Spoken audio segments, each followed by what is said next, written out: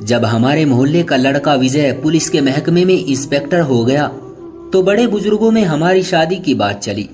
लेकिन मेरी माँ और विजय की मम्मी में अनबन थी, मगर मर्दों ने घर की औरतों के इस झगड़े को पीठ पीछे डाल दिया और दादाजी के इस फैसले के बाद मेरी शादी विजय से हो गई। हम दोनों ही इस बंधन से खुश थे। कभी कभी विजय को मैं छेड़ने के लिए कह देती कि तुम पुलिस वालों से भगवान बचाए, तुम्हारी दोस्ती अच्छी और न दुश्मनी अच्छी। उस पर विजय जवाब देते, क्या तुमको मैं पुलिस वाला लगता हूँ? देखो तो कितना सीधा साधा हूँ मैं। हाँ, तुम सीधे तो हो मगर जलेबी की तरह। मैं हंस पड़ती थी। ठीक कहती हो, हम कितने भी सीधे क्यों ना हो, हमारी नजरें दूर से ही मुजरिम को पहचान लेती है। वाकई विजय ने सच कहा था। इसका सबूत तब मिला जब उन्होंने अपने मोहल्ले की एक गरीब औरत को कत्ल के जुर्म में गिरफ्तार कर लिया। वो एक अधेड़ उम्र और बहुत सीधी औरत थी। उसका काम जच्चा बच्चा की देखभाल और छोटो बच्चों को नहलाना धुलाना था। तभी वो सारे मोहल्ले की जानी पहचानी मौसी के नाम से जानी जाती थी, जिसका नाम शीला था। उसकी अच्छी आदत की वजह से सभी उसकी इज्जत करते थे। कुछ दिनों से डिम्पल के घर में बेचैनी पाई जा रही थी। डिम्पल हमारे पड़ोस में रहती थी। मेरी उसके साथ अच्छी खासी दोस्ती थी। वो शुरू दिन से ही मुझको भली लगती। हर वक्त कली की तरह, हर जगह फूल की तरह खिली खिली नजर आती। मुझे खबर थी कि वो सामने वाले प्रॉपर्टी डीलर के नौजवान लड़के कार्तिक के इश्क में गिरफ्तार है। उन दिनों मेरी नई नई शादी हुई थी। यूं विजय के साथ नए शहर और नए मोहल्ले रहना पड़ा, जबकि बाकी सब घरवाले दिल्ली में थे। विजय सुबह ड्यूटी पर चले जाते, मैं अकेली रह जाती। कुनबे में रहने की आदत थी, तन्हाई काटने को दौड़ती थी। तभी डिम्पल का आना मेरे लिए किसी वरदान से कम न था। वो बहुत बातूनी थी। जब आती किस्से कहानियों का पिटारा खोल देती, लेकिन उसका ज्यादातर विषय कार्तिक होता था। हर बात को घुमा फिराकर वो कार्तिक के ऊपर खत्म करती थी। उसका अंदाजे बयां दिलचस्प था, तो मैं भी उसके दिली किस्से मजे ले लेकर सुना करती थी।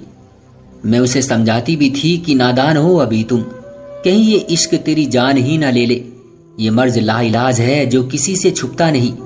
फिर बात खुली, गली गली आम हुई। खुशबू उड़ी तो फैलती ही चली गई। गैरों को पहले खबर हुई, अपनों को बाद में पता चला। आखिरकार उसके घरवालों को भी सुनगुन हो गई और माँ बहनें समझाने लगी, मगर इश्क का समंदर मुंह जोर वो उसमें बहती ही चली गई। माँ की रोक टोक से दबे हुए तूफान ने और भी गति पकड़ ली और चोरी छुपे रातों को भी उसकी मुलाकातें कार्तिक से होने लगी। मुझसे वो इतना घुल मिल गई थी, शायद कि मैं ही थी कि जिस पर वो भरोसा करती थी। अब वो हर मुलाकात का हाल मुझको बताती और मैं हर बार उसको कहती, नादान बाज आ जाओ, जिस रास्ते पर चल रही हो आगे और कुछ नहीं, गड्ढे और खाइयां हैं। देखो इसका नतीजा अच्छा ना होगा, जरा थम कर चलो। तो क्या थम थम कर चलने से गड्ढे और खाइयां खुशबूदार बाग और फूल बन जाएंगे? तब मैं सर पकड़ कर कहती, अच्छा बाबा जा, जो तुम्हें करना है करो। कल को कुछ ऐसा वैसा हो गया तो मेरे पास मत आना और मुझसे कुछ ना कहना। हरगिज ना आऊंगी और ना आपसे कुछ कहूंगी, ये मेरा वादा रहा। जब डिम्पल के बाबा और भाइयों को सुनगुन हुई तो उन्होंने शक्ति दिखाई। फिर तो ये मामला इतना बढ़ा कि डिम्पल पर सख्ती इतनी बढ़ गई कि उसकी मार कुटाई की आवाज हमारे घर तक आने लगी। अब उसने मेरे घर आना बंद कर दिया। सोचती थी न जाने कब ये झगड़ा खत्म होगा और इस कहानी का क्या अंजाम होगा। अब मैं डिम्पल के हालचाल ना पूछ सकती थी, उस पर पाबंदियां लग गई थी। इस कहानी का अंजाम तो यही था कि डिम्पल और कार्तिक के बुजुर्ग होश से काम लेते और दोनों को एक बंधन में बांध देते, क्योंकि ये दोनों एक दूसरे से बहुत लगाव रखते थे। वो कहते हैं ना, जब लड़का लड़की राजी तो क्या करेगा काजी। लेकिन यहाँ मामला ऐसा ना था, क्योंकि ना तो डिम्पल के घरवाले कार्तिक को पसंद करते थे और ना कार्तिक के माँ बाबा डिम्पल को अच्छा मानते थे। डिम्पल उन दिनों सख्त मायूसी और अफसुर्दगी का शिकार थी, लेकिन वो ऐसी लड़की न थी कि मोहब्बत में नाकामी की वजह से खुदकुशी कर लेती। वो कहती थी कि कार्तिक ना भी मिला तो मैं हरगिज जीना ना छोड़ूंगी, जिंदा रहकर उम्र भर उसकी याद में बिता दूंगी। अचानक पता चला कि डिम्पल गायब हो गई है। मैं सुनकर सुन्न रह गई। सोचने लगी, ये तो मेरा कसूर था कि वो दीवानगी में भी समझदारी का दामन ना छोड़ेगी, कोई ऐसा कदम नहीं उठाएगी जिस पर लोग अपनी उंगली दांतों में दबा ले। मेरा तजुर्बा गलत भी तो हो सकता था, क्योंकि वो थी तो एक नरम व नाजुक कमसिन लड़की। किसी भी वक्त जमीन उसके पांव के नीचे से निकल सकती थी। मुझे लगा कि वाकई जमीन उसके पांव तले से निकल गई है, क्योंकि वो ही गायब न थी, सामने वाला लड़का कार्तिक भी गायब था। अब लोगों में खुसर खुसर बढ़ गई और डिंपल के घरवालों की जुबान पर जो दास्तान थी वो भी खोखली लगने लगी। वो कहते कि मौसी के यहाँ कुछ दिन को रहने गई है। वो ना आई तो कहा कि वहां बुखार आया, रात को सोई तो सुबह उठ ना सकी, उसका वही अंतिम संस्कार कर दिया है। ये बनावटी बात थी। लोगों का ख्याल था कि हकीकत कुछ और है। वो मुंह से नहीं कहते, मगर साफ जाहिर था कि उनकी लड़की घरवालों की इज्जत को खाक में मिलाकर भाग गई थी। उधर कार्तिक के माँ बाप को चुप लगी थी। वो दबी दबी जुबान से भी कुछ नहीं कहते थे। कई दिनों से कार्तिक नजर नहीं आ रहा था। जब से डिंपल और कार्तिक गायब हुए थे, उस लड़की के घर पर भी सन्नाटा छाया हुआ था। झगड़े और डिंपल के रोने धोने की आवाजें भी बंद थी। कुछ ही रोज उसका गायब होने का मामला छुपा रहा, लेकिन बाद में हर किसी को पता लग गया कि वो घर से गायब हो गई है। मुझको उसके बारे में एक तरफ परेशानी थी तो दूसरी तरफ हैरत भी कि आखिर उसके बाबा और भाई बेटी के लापता होने के बारे में पुलिस को खबर क्यों नहीं करते।